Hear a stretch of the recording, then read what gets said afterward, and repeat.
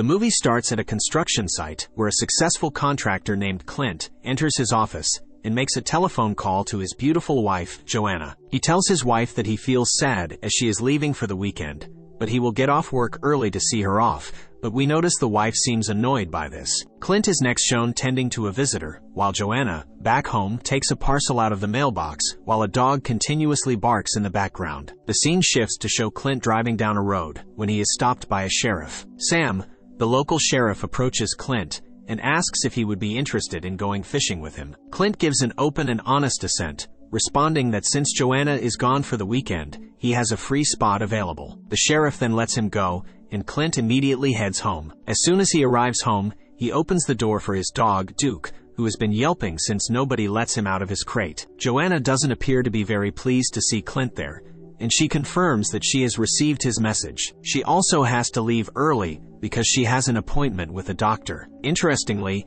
Clint informs Joanna that a buyer stopped by the workshop to make another offer of $1.5 million to buy Clint's business, but Clint decided not to sell it. Joanna comments that it is a lot of money, but Clint replies what would he do if he sells the business, to which Joanna answers angrily that they could go back to New York. The discussion escalates to an argument, and Clint makes it clear that he traveled 2,000 miles from New York to here to build a better life for them. A not-so-happy Joanna then leaves the house in her light blue car, which of course was provided by her husband, leaving Clint in despair. Afterwards, Clint goes out with the sheriff, and while they fish, Clint unloads some of his woes. The sheriff asks how things are going back home, to which Clint replies that Joanna has been a city girl struggling to adjust. Meanwhile, it turns out that Joanna has been having an affair with her doctor, Cortland. The doctor tells her how she will own a clinic with him in Beverly Hills, amongst other pleasures. He also has extracted a toxin from the ovaries of a fish and says that the recipient will have a cardiac arrest. They conspire to kill Clint and sell his company,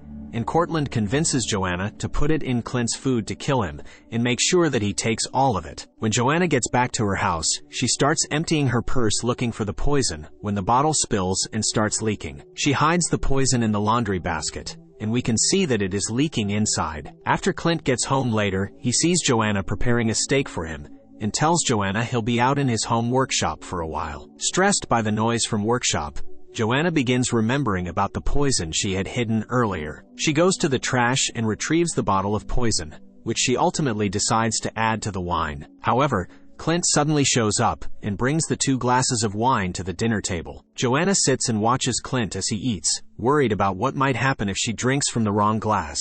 Clint picks up the wine and then asks her to do a toast with him. Unfortunately for Clint, he drinks the poisoned one, and as a result, his body starts to react to it, and he has a cardiac arrest. The husband falls to the floor in pain and screams for Joanna for help, but she refuses to assist him and instead urges him to end his life. Joanna then calls her scandal doctor, Cortland, to let him know the job is finished. Later on, Sam the sheriff and Cortland arrive at the house. Sam is so upset and doesn't expect that his friend will have a heart attack in his prime. Here we see that the poison bottle ends up being on the ground, and Sam nearly steps on it. The sheriff then asks the coroner if they should conduct an autopsy, but Cortland says that there's no reason for it. The scene switches to a refrigeration room with bodies stored there, one of which moves a little. The next morning, Clint's body is taken out of the bag by the coroners, and they start to prepare his body for the funeral. At the same time, Cortland calls the funeral home and tells them that Joanna wants Clint to have a quick funeral without embalming. While this is happening, the workers from the funeral home are about to cut Clint's body, but are stopped by the owner as they say that the family went cheap on them. They choose a very cheap casket to put Clint in and prepare for the funeral. During the funeral, the dog continues to behave strangely as Joanna approaches the casket to put her flower. She then proceeds to show her remorse by crying. Later that night, Joanna is shown in her tub with Cortland. The two share a couple of drinks and laugh about the murder they just pulled off. The night is marked by storm and thunder.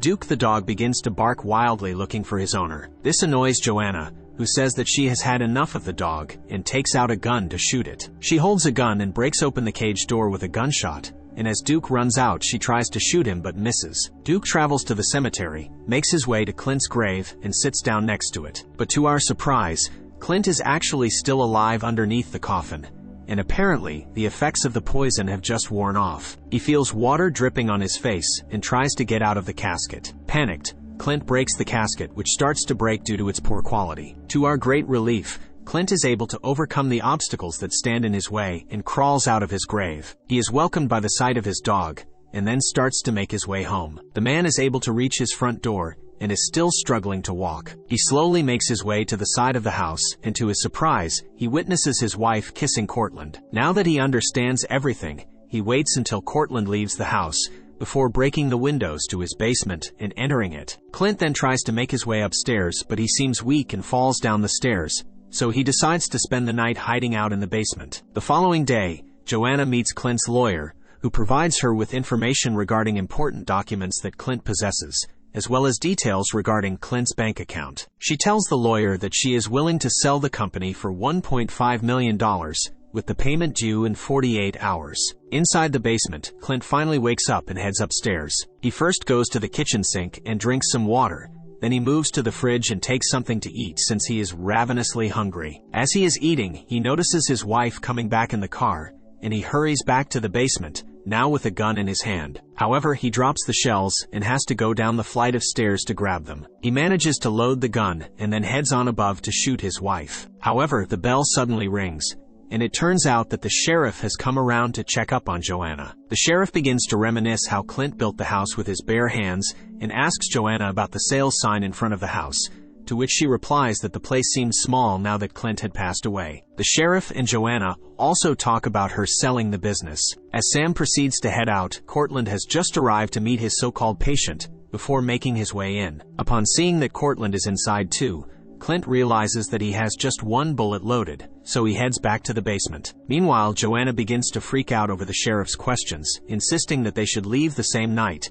But Cortland says that they should wait one more night, since the real money from selling the business would come the next day. The two also talk about how Joanna had been pregnant, and that she had aborted her baby so she would not have to stay with Clint. This angers Clint further, but he takes out the shells from his rifle, saying that killing them with a gun would be too easy. Later that night, when Joanna has fallen asleep, Clint grabs scissors from the room. After cleaning himself up, he proceeds to disinfect his hands, and he places bandages over his wounds. Some people arrive the next day with a briefcase full of cash, signifying that the sale of the business is complete. Joanna seems to be taken back by the amount of wealth in her hand, and after letting the businessmen go, she is beyond excited that she can spend the money with Cortland. Meanwhile, the sheriff hurries over to Clint's grave, where he discovers that it has been dug up and that the body is missing, assuming that someone had done it. The sheriff orders that the casket be sent to his home, and that everything should be kept quiet until he finishes his investigation. Back at Clint's home, as Joanna smiles brightly over the $1 million, she is aghast when she finds the bathroom with mud all over the floor. She then calls Cortland, who doesn't answer, so she leaves a voicemail warning that someone might be inside the house. Joanna then remembers to pick up the gun and proceeds to the basement. She encounters Duke on her way there, and it starts barking at her while she slowly moves back and goes to pick up the gun. But just as she is about to shoot at the dog, Clint locks her in the basement and goes around the basement, boarding up all the windows. On the other side of the story, Court is talking to his fish while he moves to take more poison from them. He then checks his messages, only to hear that his landlord is coming to kick him out because the previous 6 months' rent was not paid. When Cortland arrives at Clint's house, he takes out the syringe with the poison. As he continues to call out to Joanna, he first goes to her room and sees the briefcase of cash. Meanwhile, Joanna finally wakes up and hears Cortland calling her name repeatedly. Thinking that he was the one who scared her earlier, Joanna hides under the stairs. She then hits him with a metal rod, dropping the poison injection out of his hand. Joanna picks up the case and starts to head upstairs, but Clint shows up and shuts the door. Sometime later, Clint starts bringing wood into the house, while Court has just regained his consciousness. Joanna apologizes for hitting him and tells him that someone in the house has locked them down there. Court attempts to escape by trying to shoot at the locked door, but finds out that the man has disabled the bullets, and it is nothing but gunpowder and air. He then tries to break open a wooden window, but Duke begins to bark through it, so he eventually has to back off. Upstairs, it is revealed that Clint attempts to remodel the house. Clint continues to saw into the walls and destroys a picture of him and his wife. When Joanna awakens the next day, Court tells her that they've been stuck there for 8 hours. Court also wrongly assumes that the man upstairs is Sam the sheriff, who wants a piece of the pie. For whatever the sheriff has done to them, Cortland is eager to kill him now. Just then, Joanna ends up seeing the poison injection underneath the drawer. Realizing that Court had brought it to poison her, Joanna hides the syringe and asks Cortland to burn all of the money if he truly loves her. Cortland refuses, so Joanna confronts him about the injection, and he admits that they will never have a clinic of their own. As Cortland is about to inject Joanna with the poison, the door to the basement opens. The two decide to not waste the injection on each other, so they walk out through the door, only to find out the house has been remodeled with wood everywhere. They try to find a way through, but keep on getting stuck. While trying to find a way out, they are led through a maze. On the other side of town, Sam the sheriff can't stop thinking about his friend's case. He tries to look at the casket again and realizes that someone broke out of it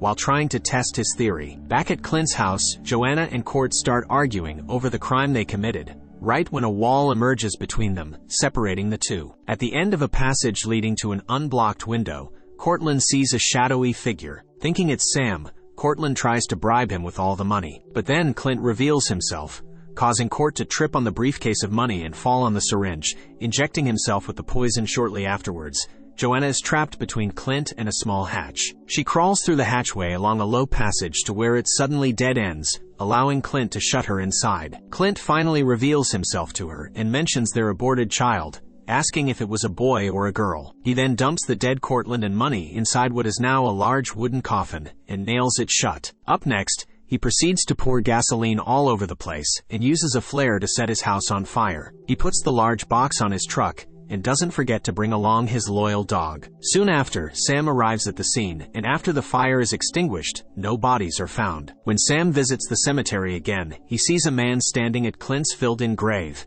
and has a little chat. Realizing that it is his friend Clint, Sam tells Clint that he doesn't know him and doesn't want to see him here ever again. Clint understands this and gets in his truck to leave. Before the film ends, it is revealed that the still-alive Joanna, the dead Cortland, and the money all now occupy Clint's grave, with Joanna hopelessly screaming for help. Like and subscribe to watch more videos like this, and don't forget to turn on your notification. That really helps my channel. Thanks for watching.